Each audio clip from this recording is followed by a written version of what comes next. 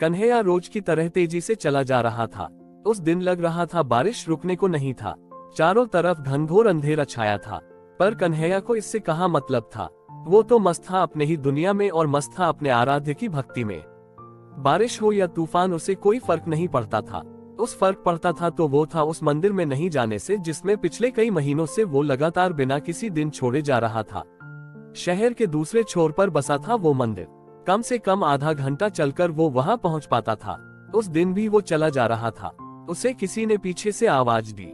एक कपड़े की दुकान से कोई बूढ़ा हाथ हिलाकर उसे बुला रहा था। कन्हैया वैसे ही जल्दी में था, पर बूढ़े आदमी को मना नहीं कर पाया।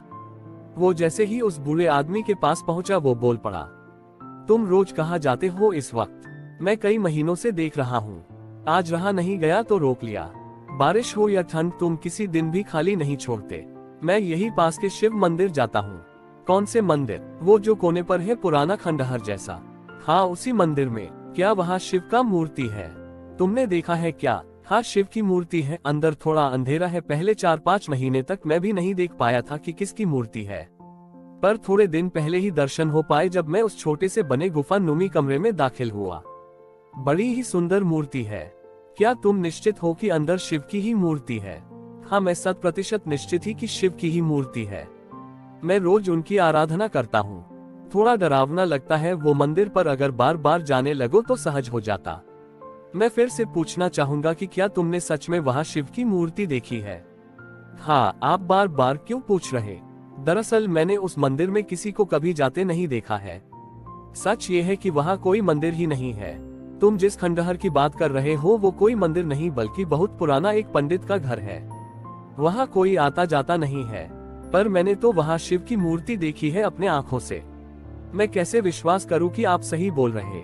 अगर तुम्हें लगता है मैं झूठ बोल रहा तो तुम किसी से भी पूछ लो, सब यही कहेंगे।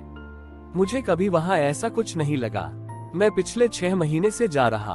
मुझे तो झपकी और शांति ही मिलती वहाँ जाकर। हमेशा लगता कि भगवान शिव मुझसे बात कर रहे हैं। मैं उन्हें अपने मन की बात बताता और मुझे रास्ता बताते। मुझे नहीं पता तुम्हें ऐसा क्यों दिखाई देता है या सुनाई देता है, पर सच ये है कि वहाँ कोई मंदिर नहीं है। उधर से कोई गुजरना भी नहीं चाहता। वहाँ जितने पेड़ हैं उनके फले जानवर तक नहीं खाते। तुमने देखा होगा वहाँ के फूल बहुत सुंदर होते हैं और कभी खत्म नहीं होते। वो हर महीने में फूलते हैं। हाँ, वहाँ के फल फूल बहुत सुंदर होते, मैंने देखा है। मैं तो रोज तोड़कर वहाँ चढ़ता हूँ। अब तुम्हारी मर्जी है कि तुम जाना चाहो तो जाओ या यहीं से वापस चले जाओ। मेरा काम तुम्हें आगाह करना था, बाकी तुम्हारी मर्जी। उद्धरण चिन्ह। बहुत धन्यवाद आपका। मैं जरूर एक बार फिर भी खुद देखना चाहूंगा। भगवान तुम्हें शक्ति दे। ये बोलकर बूढ़ा व्यक्ति वहां से चला गया। कन्हैया भी से निकलकर धीरे धीरे मंदिर की तरफ चलने लगा। डर तो दिमाग में बैठ गया था।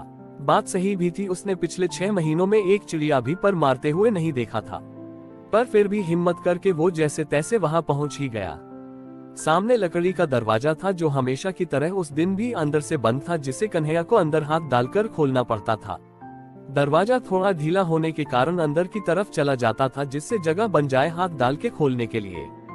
कन्हैया ने हाथ डालकर दरवाजा खोल दिया। अंदर रोज ही की तरह धुंध सन्नाटा था। वो इस सन्नाटे से बखूबी वाकिफ था, पर आज वो सन्नाटा कुछ अलग ही लग रहा था। सन्नाटे के अंदर से कहीं ना कहीं कोई आवाज भी सुन रहा था। वो सारी आवाजें जो उस बूढ़े आदमी ने बोला था। ये कोई मंदिर नहीं है, ये एक पुराना खंडहर है जहाँ कभी एक बूढ़ा पंडित रहता था, पर एक दिन उसकी मृत्यु संदिग्ध हालातों में हो गई, जिसका राज आज तक नहीं खुल पाया। तब से कहा जाता है उसकी आत्मा वही कहीं घूमती है। कहा जाता है वो पंडित था, पर एक दिन किसी बंदर को मार दिया और दूसरे रात ही उसकी मृत शरीर वहां मिली। वो कैसे मरा कोई को कुछ नहीं पता। हाँ, ये कहा जाता है कि उसके मरने से पहले वहाँ बहुत सारे बंदर रहते थे आसपास के पेड़ों पर, लेकिन उसके मौत की रात के बाद सारे बंदर वहाँ से गायब हो गए। फिर वहाँ पर उसके बाद कभी किसी ने कोई को आते जाते नहीं देखा। जानवर तक भी नहीं जाते उसके आसपास। कन्हैया की हिम्मत आज डोल रहा था, हाथ पैर फूल रहे थे।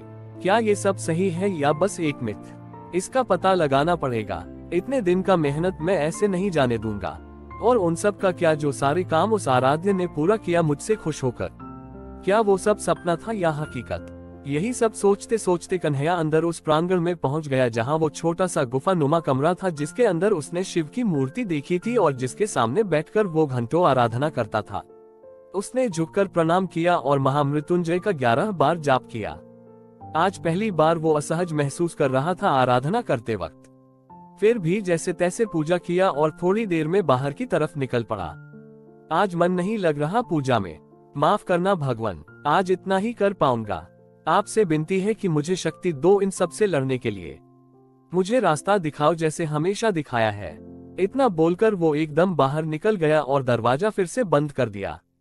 फिर तेज चाल से घर की तरफ निकल पड़ा।